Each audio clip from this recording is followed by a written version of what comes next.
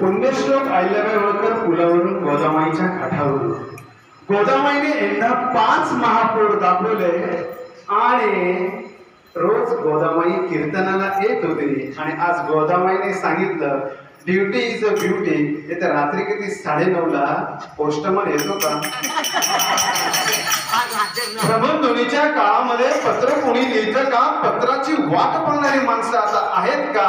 पण माझ्या गोदामाईने सांगितलं एक पत्र काळाराम मंदिरातील तृप्तिमय ज्यांनी भीतर आम्हाला दिला धार्मिकतेचा त्या ताईंसाठी घेऊन जायचं. गोदामाई गैवरले, गोदामाई नाचत होते. गोदामाईच्या भजनात नाचत होते ना, पत्ता तुझा ठाऊक नाही रे. अरे आता रक्ताच्या नात्यांची सुद्धा पत्ता माहित नाही. व्हॉट्सअपला ग्रुप आले पण आमची वट कमी झाली. लक्षात काय राहावं ते समजत नाही. माझ्या गोदाबाईचं काळजातलं पत्र आहे.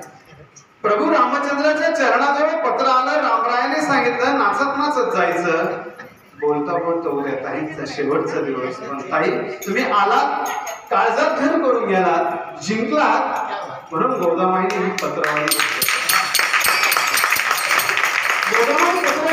बल्लाळेश्वरांची कृपा होते. पालीच्या नगरीतून नाशिक नगरीतून गोदाबाईच्या अंतरंगात हे काळजाचं पत्र तुमच्यासाठी. स्वर्गीय दरबारात नारदमुनींनी सांगितलं तेव्हा जिथे जिथे कीर्तन अभंग असतात तिथे मी जातो, पण उद्या तुला सुद्धा माझ्या बरोबर यायचं आहे. श्री काराम मंदिरात आपल्याला नाचायचं आहे. गोदाबाईसह फुगडी खेळायची आहे, बेफाम नाचायचं आहे. तर तू येशील का? स्वर्गीय दरबारातून सर्व पित्रांसह देवाधिक उद्या येणार आहेत. भाग्यवंत ज्यांचे असतील तेच मंदिरापर्यंत पोहोचतील. मला सांगा ना, आजूबाजूला किती लोक असतात, पण पूर्वसंचित असल्याशिवाय राम मंदिरामध्ये येता येत नाही. तर वेळ भरपूर असतो, पण चांगली संगत, चांगलं वाक्य, ताईंनी एखादं वाक्य बोलावं त्याच वेळेला निद्रा देवीने यावर डुलकी लागावी. पण असं आपलं काही झालं नाही. ओजस्वी आणि रसाळ वाणीतून ताई बोलत होत्या. गोदाबाई नाचत होती. गोदाबाईसह चंद्रभागा इंद्रायणी सुद्धा डोलत होते. आणि तिने सांगितलं गोदाबाईच्या सांस्कृतिक पोष्टमंधूत मला एक पत्र घेऊन जायचं आहे. माझी गोदाबाई मला काय सांगत होती, गोदाबाई लिहित होते आणि काळजात एक एक कोलचिंब असं वाक्य त्याच्यावर येत होतं. आणि गोदाबाई खळखळून वाहत होती. गोदाबाईने सांगितलं, काय सांगितलं? पुण्यश्लोक अहिल्याबाई होळकर पुलावरून अरुणा वरुणासह गोदाबाई श्री काराम मंदिरात कीर्तनात हजेरी लावत असते. तिचा तो छंद आहे. आणि जिथे जिथे तिला कीर्तन आवडलं, भजन आवडलं, तिथे गोदाबाई आपलं अभिनंदनाचं पत्र भावस्पर्शी असं लिहित असतात. ताई तुम्ही गोदाबाईच्या अंतरंगात भावस्पर्शी घर करून गेला. सुधागड रायगड श्री बल्लाळेश्वर पाली नगरीतून नाशिक नगरीत पंचवटीत श्री काराम मंदिरात 15 दिवसात तुम्ही सर्वांना आपलंसं केलं.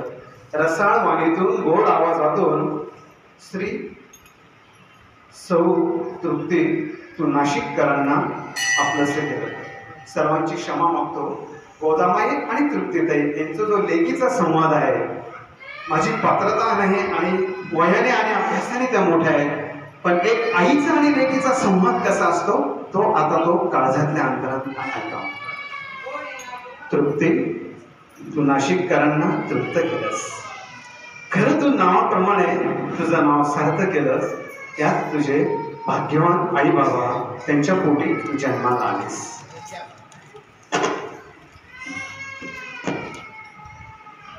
माध्यमिक शाळेतील लोकप्रिय शिक्षिका. कीर्तनाची आवड तुला काही शांत बसू देत नव्हती. जवळजवळ आतापर्यंत 200च्या वरती तुझी कीर्तनं झालीस. 2019ला कीर्तन शिकायला तू सुरुवात केली. हवापो आंबळे गुरुजींची तू शिष्य आहेस. हवापो मयुरेश बुवा केळकर यांच्याकडे कीर्तन आजही तू शिकते आणि सर्वांची आवडती गुणी शिष्य आहेस. याचा सर्वांना सार्थ अभिमान.